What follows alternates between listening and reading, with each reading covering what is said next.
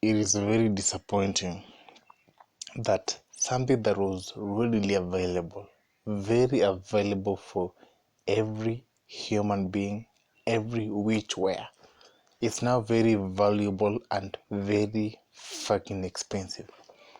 Maize flour. Surprisingly, it's hiked double the price. They reduced with 3 shillings.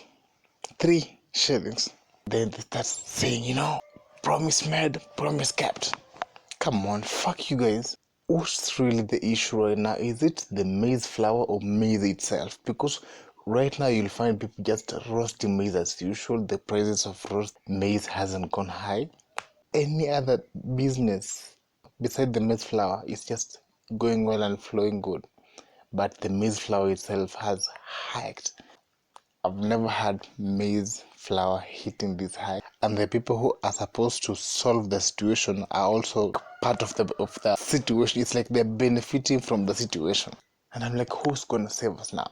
If the people who are supposed to save the situation are the ones who act surprised like we are, look at the deputy president.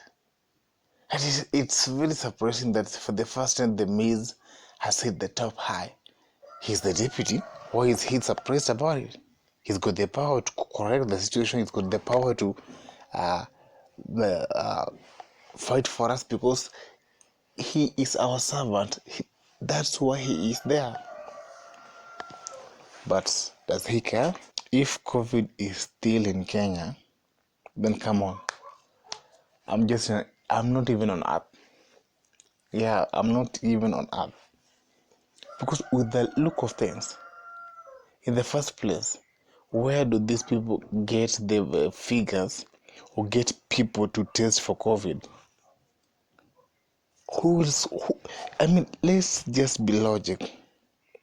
With the current situation, people struggling to make ends meet, struggling here and there to make sure that they get money, stress here and there, struggling to stretch out, to push out and do everything, do what's needed to get something in the pocket. So you want to tell me someone will just idle around and go get tested for something that has been there for that long? No one has died yet. In your locality, who do you know has died of COVID? But the problem is, ever since this shitty thing called COVID came in,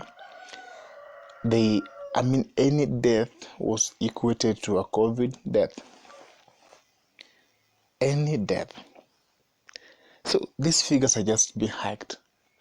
Yeah, they still want to steal our money. You remember the COVID millionaire scandal? They are benefiting in inflicting us pain, fear, and all that nonsense.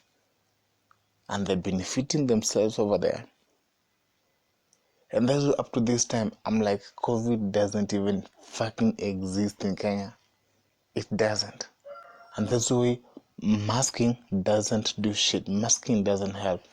They're forcing you to wear the mask in public places only. To go to a supermarket, using a PSV, but outside there, you can just walk without a mask. And I'm like, so COVID only exists in the supermarkets, in churches, in mosques, in whatever the fuck, but outside here, in the markets, in the open air markets, COVID doesn't exist. And you guys are just believing that nonsense. And they're bringing back the masking nonsense, and you guys are still conforming into it.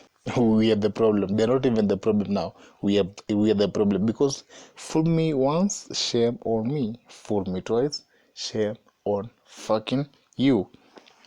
Minister of Health, Mutahi Kagwe, stop your nonsense. Focus on other things. You are now getting irrelevant. Very irrelevant. Day by day. Getting irrelevant. Let people be. Don't force anything on anyone. You don't own anyone here in this country. You motherfucker. You don't. People own their lives. They've got power over their lives. You don't have any power over their lives. So let them be. Whoever wants to mask up, okay. Whoever doesn't wanna, Leave that person be. It's his decision. He's seen that the mask doesn't fucking help. Why are we forcing this thing onto people? No one is wearing this mask to help him or herself. They just wear it because you guys are enforcing it. So they already know it doesn't fucking work. But you guys are still trying to make it like a thing that is working. People who got the vaccine and they are having colds, asthmatic, I don't know what. People who never got the shitty vaccine are just okay, going on with their lives like normal. The people who got the vaccine, some of them had complications. Ministry of Health, they let people be.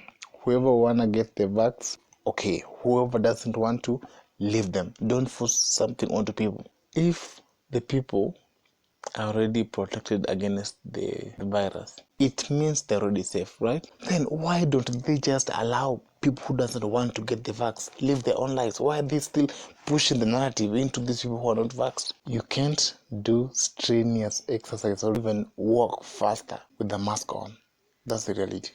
Because that thing fucking cuts clean air from getting into your body, from getting into your system. We don't want to speak it out.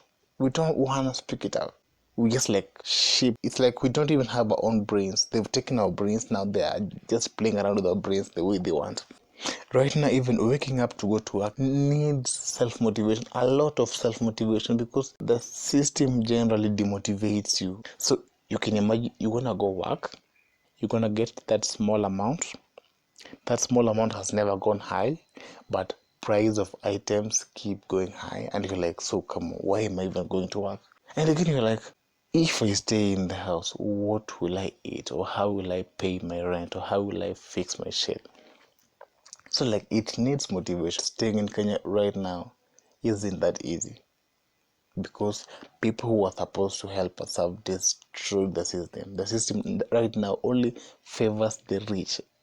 And most of the people who are rich are the cartels and people who are in the government, the leaders. And the leaders, the ones who are supposed to rescue us, are the ones who are again busy, acting like they are surprised, acting like they've never seen this shit ever, acting like they didn't see it coming. And sure enough, they know everything. They're the ones creating its shortage. I see people roasting maize. I see lorries of fresh cut maize, lorries of fresh cut maize in the open air market, and people get maize from there.